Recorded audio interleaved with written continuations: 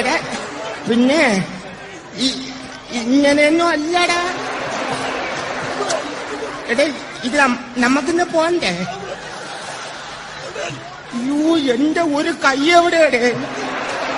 രണ്ടൂന്ന് കൈയായിട്ട് വന്നേണ്.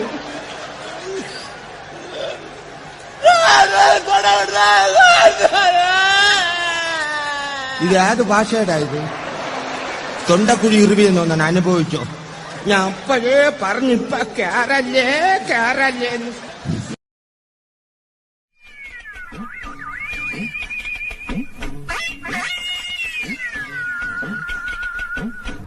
ഇതല്ല, ഇതിനപ്പുറം ചാടി കടന്നവനാണ് ഈ കെ ജോസ്.